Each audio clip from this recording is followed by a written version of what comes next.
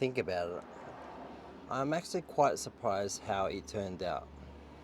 Especially since we kind of just half-assed on every single step of the way. Like, there was no step where we did things properly at all, let alone using a proper air compressor. And it just goes to show that anything's possible, really. And some people will look at this engine bay, some people will look at this tray, rear trunk, and be like, it looks pretty crap. And that's fine, because I literally put zero effort into it. And then some other people will be like, that's looked quite easy. And what I'm hoping for people is to, especially the younger generation that want to try and do things, just give it a crack. There's nothing wrong with trying new things and just doing things yourselves, because what we're seeing now is a lot of people are just spending money on branded parts, spending money on big wheels, big exhausts, fancy stuff, titanium this, titanium that, and that's cool and all, but I think it's be nice to take a step back to where everything started, where people were just tinkering themselves, just because money was a big factor for many of us in the early days of getting into the car scenes. So hopefully I've given some people some ideas of just saying, hey, this guy did it with a tire pump and a El Cheapo paint gun, and the results speak for themselves. Like I said, there are imperfections. There's a puddle here, there's a puddle here, there's probably a run mark somewhere along there, a couple runs, but like I said, because we covered up all the possible lighting with the sheet and everything like that, we couldn't see anything. And this was the position I was in like a couple of years ago when I did that engine bay. And also, I repainted this bar just to be silver again, just to make it look, we did mask that area, look a little bit better. But one thing that's beginning to annoy me is just a couple of these dust specks here. I can't find my tungsten block, which is basically just a really flat block that people just skim over those dust areas, and it kind of just picks it up. But instead, I've got a brand new sharp blade, and I'll be using that instead. And hopefully I can get it on the right angle so that we don't cut through the clear coat. See, this is the trick. Just to skim over the top of it, and then I'll bring it down. Like I said, if it comes up any colorings or anything like that, I'm not really too fussed. But for you guys, you may want to just get some touch-up paint, just throw it over that. But most of the time, it should be okay. Just let the blade do its work. Don't force anything. And then the whole idea for that section is to place my battery tray there. Oh, we have a little bubble here. Little bubble. Not too sure where that came from, but all in all, the issue with this the issue with this rear trunk being so white is now we can see all the dust, which is a big negative, but it just means that I have to just routinely go through and clean it up where possible. So I'll be running over to Bunnings today just to get some angled brackets. I'm thinking probably just get like some galvanized and just weld it together. I'm not too sure. I think that's the simplest way, and that way maybe we'll pull out the TIG welder and get that sorted. My camera's so dirty, guys, sorry, it was from all the painting and whatnot. Alright, so I'll go do that and I'll be back. And since I'm here, I may as well try to make those caps. I'm missing this side, so I need to go find it, but I've got this one here, so I'm just gonna cut it a notch there, relatively to the length of that area, so that wide. I've just got to map it out in my brain, and then we should be able to get this sorted. So watch me. So this is what it looks like after the first cut. So let's go see how it fits. Alright, so we've cleared this side. We'll probably just have to trim it a little bit more on the inside, and we'll come out this side probably until that mark is there. So we'll come out to that area there. I'll just do it bit by bit and we should clear it. So I'm not gonna lie, the first cut I made probably a little bit too aggressive. Went all the way in there. I'll probably clean that up.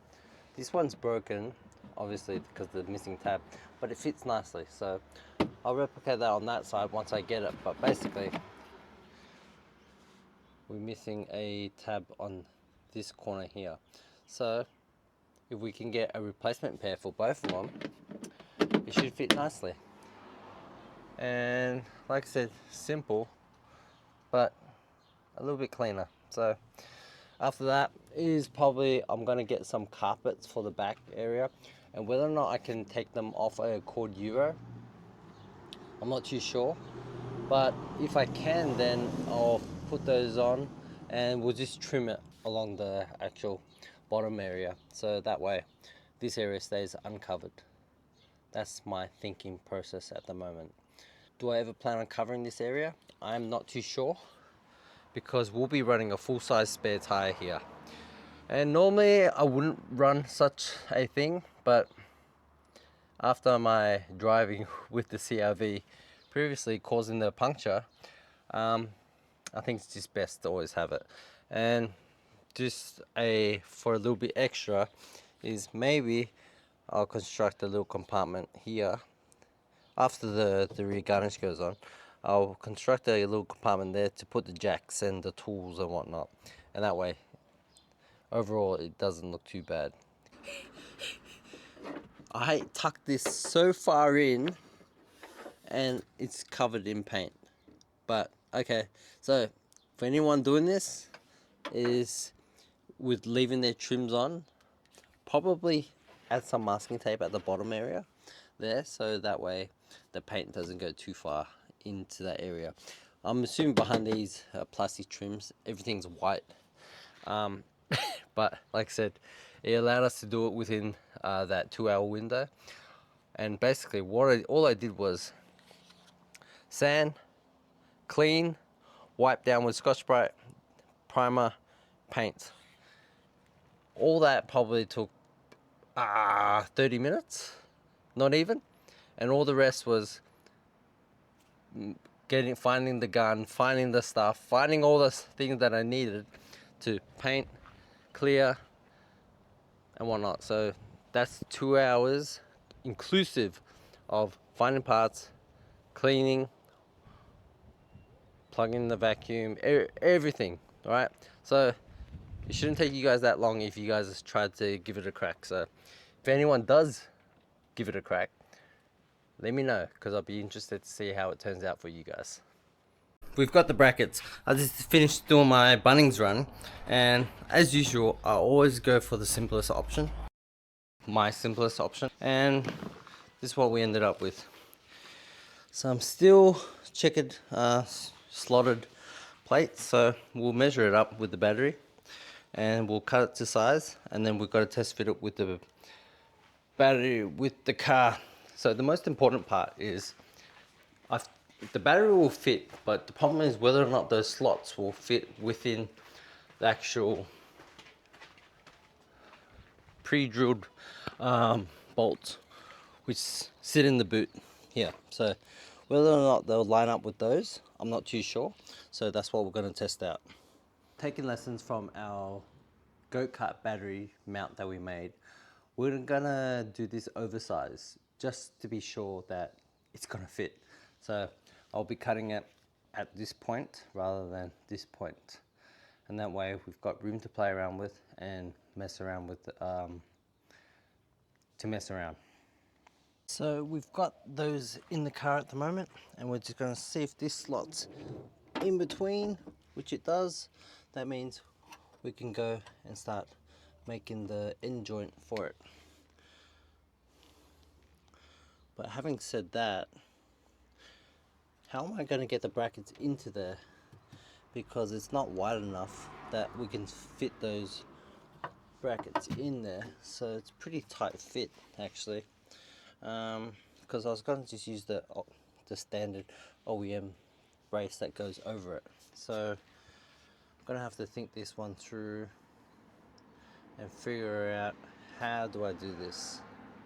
So my whole idea is to run these type of OEM type of battery tie downs onto this, and the only way I can figure that out is what we're going to do is we're going to notch it and bend it out for a section of it. So probably somewhere around there, that's what we'll do, and then that way, nice and simple, it'll work with what we have to do. So lining up these brackets weren't that easy, obviously, because I'm not a fabricator, but I think I've done the best that I can.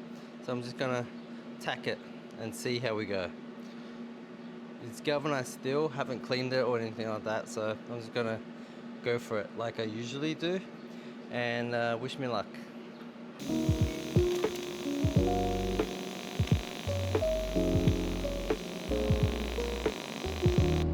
I should really wear my gloves. I got one glove. Ooh, there's the second glove. Alright, second attempt. Let's see how we go. So I can feel the magnet getting hot in that instance. Very, very hot. And I'm pretty sure we have penetration now. Quite sure that, damn it, that rod is very hot. So I think that's a pretty okay weld. I just got to make sure it cools down, square it off, because it's not really angled. I could have just, thinking back, I could have just notched the bottom bit and then folded it in, which probably would have made things super easy. And it's not too late to do that because I have enough metal. But if this doesn't go according to plan, then that's what we're gonna have to do. So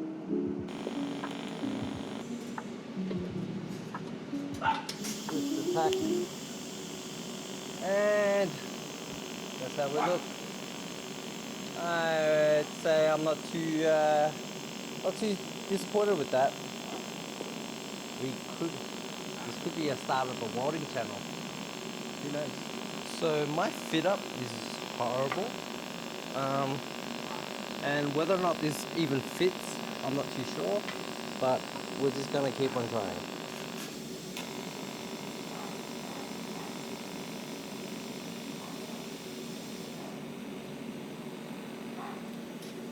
Right, coverage looks okay, but I wonder if it penetrated. So if you have a look at it, ooh, but did it penetrate? Let's find out. Otherwise, I just melted some metal. Nope, no penetration. So I'm gonna keep at it and just melt it down. Safe to say, other than me touching the tungsten in that instance, I think we're getting better. I think we are getting better. So that one fitted up nicely. I just did one tack weld. I'll probably do another one on the inside and we'll call it a day. Fitted up the second side like so. These are the areas we're going to be welding, and I'm not going to lie, I'm having because it's working out today, touch wood, I'm actually having a lot of fun doing this. But what I've noticed is I need more clamping tools because I'm struggling.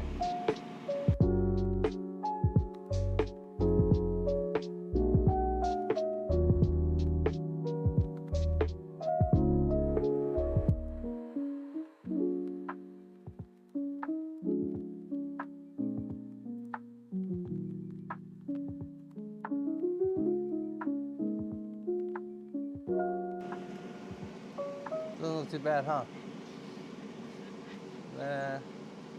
Some wilds. I'm penetrating, but like I said, as we continue with the fabrication, I think things will start to look better. Is that a? All right, we've got our apprentice paper painter. G'day, Dirk. Can see g'day. This, and that. Okay. Yeah. Jill, no. Yeah. All right. Let's go.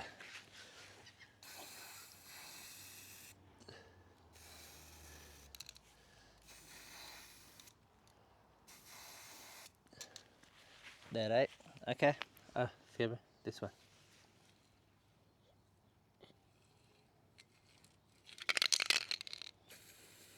Oops. All right. Good. Onion go grass black. Come ça. No, you have to wait. Okay. Jam a date. That's his shape. Okay. Oh, never mind. No. Right here.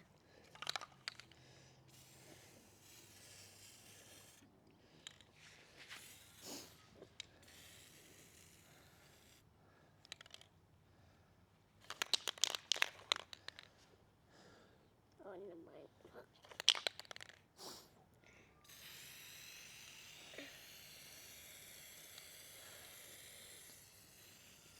Done. I think she's better than me.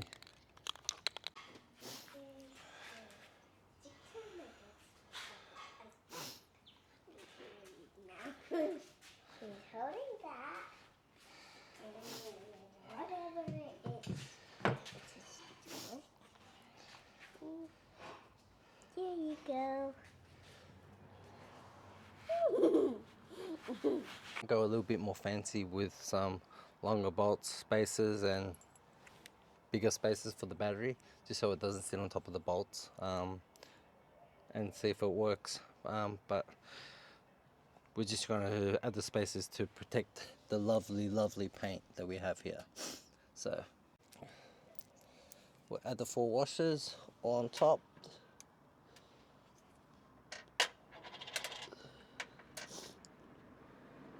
Four washers onto the bracket on top.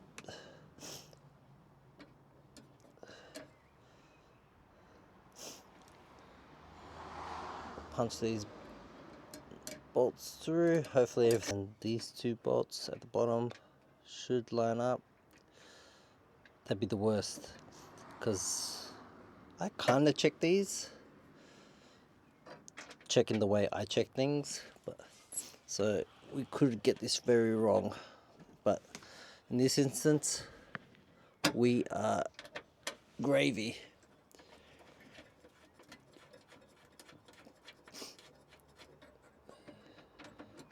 I'm quite happy with that.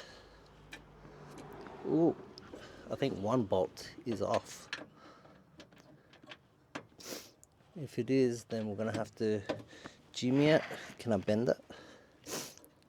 I don't think so. Nope. 1 bolt is off, unfortunately. So we're just gonna have to grind that one slightly further out. Okay, guys, fix that. And we got it like a glove. Just make sure all the washers are lined up.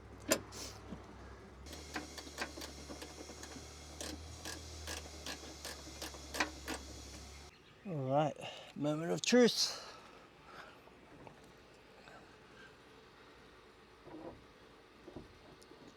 A little bit tight. Yeah. It's in. It's in. And that will go like this. These mounts will go like that. And we've got a secure battery, guys. Good work. We didn't really test fit anything, and although the battery fits the bracket, this unfortunately is not enough room for that to fit onto it, because it sits roughly around yay high. So I can either cut this down, or actually I'll cut it down first. That's probably the easiest thing, so I'll do that. Hopefully that's enough for it to fit onto it.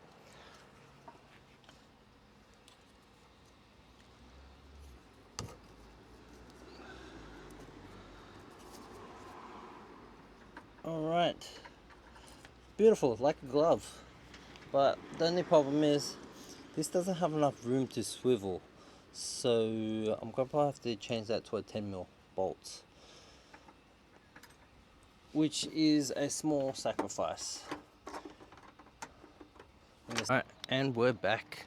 So I've managed to find some bolts from my collection, and they fit. So I've also brought out the 11mm because these are now 11mm bolts.